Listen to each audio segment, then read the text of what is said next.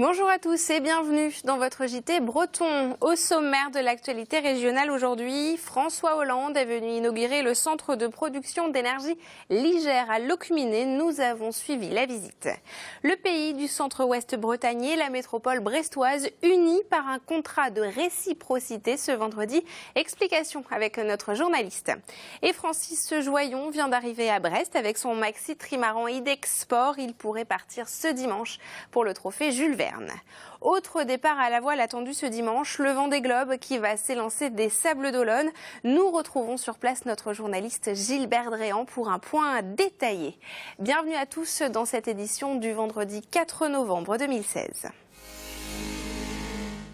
Et on démarre cette édition avec deux informations économiques. D'abord, le licenciement de 26 salariés de l'entreprise Nico Gourmet à Saint-Ternin dans le Finistère. Le tribunal de commerce a rendu son avis ce vendredi matin. L'entreprise agroalimentaire avait été placée en redressement judiciaire au printemps. Aucune offre de reprise n'avait été déposée. C'est donc celle de la direction qui a été retenue. 21 personnes restent pour travailler sur le site.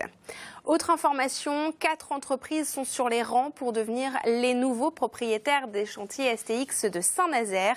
Les sociétés intéressées avaient jusqu'à aujourd'hui pour déposer leurs propositions. Selon le tribunal de commerce de Séoul, en Corée, parmi les 4 offres, 3 émaneraient de l'Europe. Selon le Séoul Economic Daily, il s'agirait de Damen, Fincantieri et des CNS. Le président de la République, François Hollande, était dans le Morbihan. Ce vendredi, il est venu inaugurer le centre de production d'énergie de Locminé, un équipement unique en France estimé à plus de 14 millions d'euros. Une visite qui intervient alors que ce vendredi, l'accord de Paris, signé lors de la COP 21, entre en vigueur. Karine Chevrolier et Xavier Patrijon. Contenir le réchauffement climatique sous le seuil de 2 degrés par rapport au niveau pré-industriel, c'est l'objectif de l'accord de Paris conclu lors de la COP21 en 2015. Et le président de la République a choisi le tout nouveau centre énergétique Ligère pour célébrer son lancement officiel. Tout a commencé il y a 6 ans. Vous êtes décidé à ce moment-là de vous poser les bonnes questions. Quelle est la quantité d'énergie dont vous avez besoin localement? Quelles sont les ressources dont vous pouvez disposer? Comment en produire d'autres? Comment lutter contre les émissions de gaz à effet de serre et en même temps pouvoir produire de l'énergie sans avoir de conséquences dommageables pour l'environnement? Ici, vous démontrez que la ruralité est en avance par rapport à un certain nombre d'autres territoires. Le pôle Ligère s'inscrit ainsi dans la mise en œuvre de la loi relative à la transition énergétique. Sur 4 hectares, une chaufferie à bois et une unité de méthanisation utilisent les ressources du territoire et les transforment en plusieurs énergies renouvelables. Vous êtes sur un site qui se veut décarboné, puisque derrière toute énergie fossile sera bannie. Et le site permettra de produire différentes énergies à partir des déchets notamment, ou des matières d'un territoire.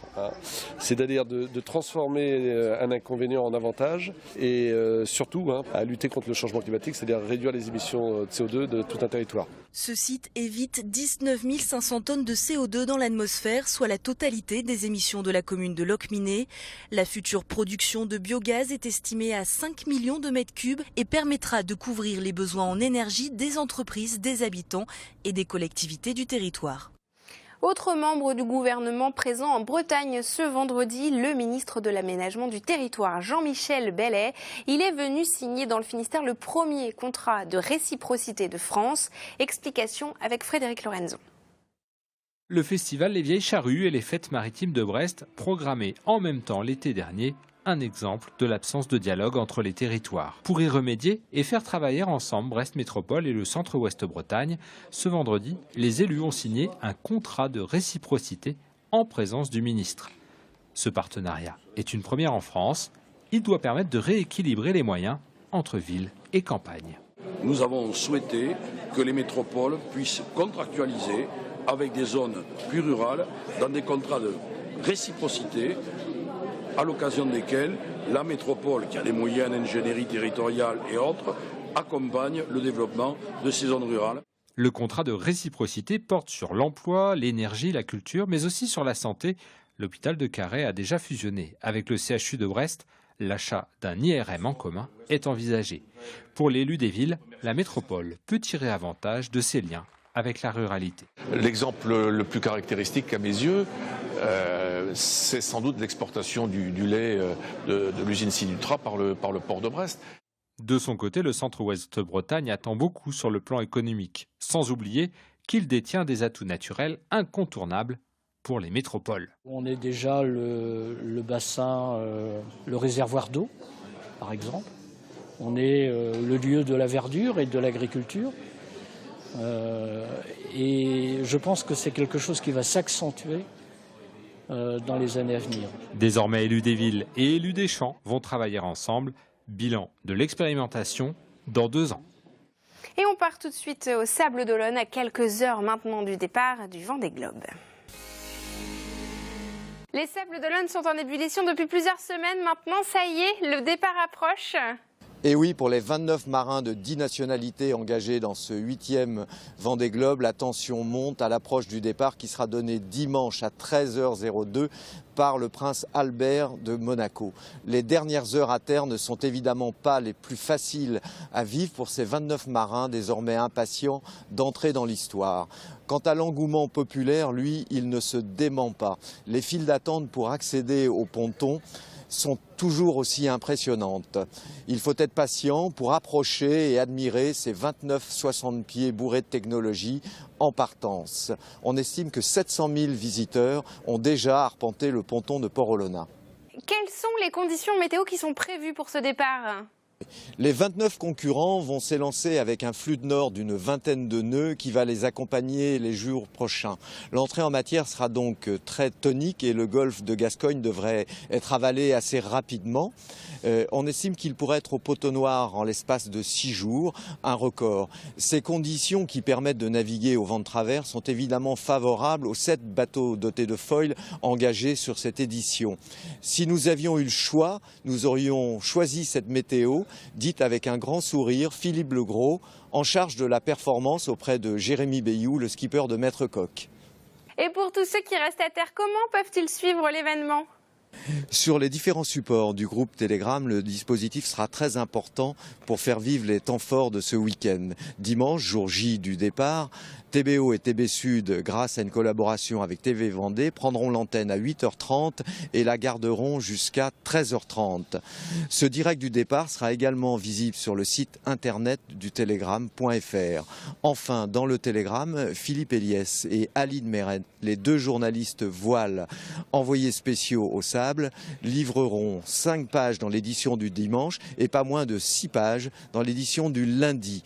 Le suivi de la course sera ensuite très important sur le site letelegram.fr avec la carte interactive des positions, de nombreuses vidéos. Enfin, 2 concurrents bretons, Jérémy Bayou et Yann Eliès, livreront régulièrement leur carnet de bord dans le Telegram. Merci Gilbert pour toutes ces explications et on rappelle que le grand départ du Vendée Globe est à suivre sur TBO et TB Sud en direct à partir de 8h30 ce dimanche. En voile toujours, l'arrivée ce vendredi après-midi à Brest du Maxi Trimaran e-Dexport de Francis Joyon. Les prévisions météo semblent favorables pour que l'équipage parte à l'assaut du trophée Jules Verne, un record de tour du monde à la voile sans assistance. Le navigateur pourrait s'élancer dès dimanche. On l'écoute au micro de Brice Gouronec.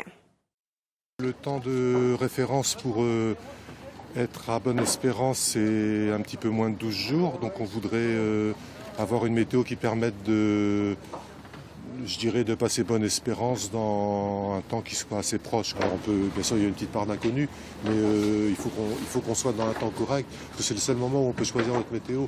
Après, une fois qu'on est dans l'océan Indien, dans l'océan Pacifique, on subit le temps en choisissant le meilleur endroit où se placer, mais on ne peut pas choisir. Là, au départ de Brest, on peut choisir le meilleur moment.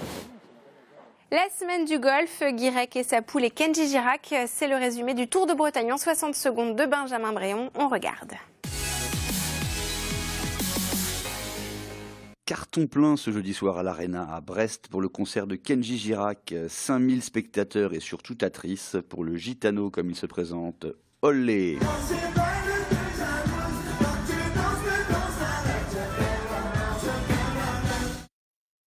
ça s'annonce bien pour la prochaine semaine du golfe du Morbihan, du 22 au 28 mai.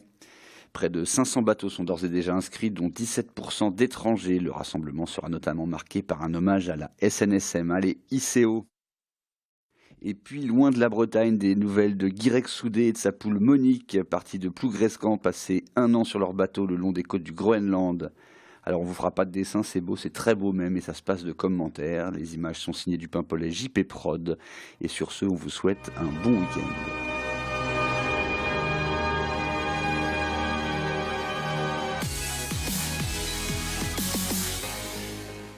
C'est la fin de cette édition. Merci de nous avoir suivis. Et comme l'a dit Benjamin, on vous souhaite effectivement un très bon week-end. À lundi.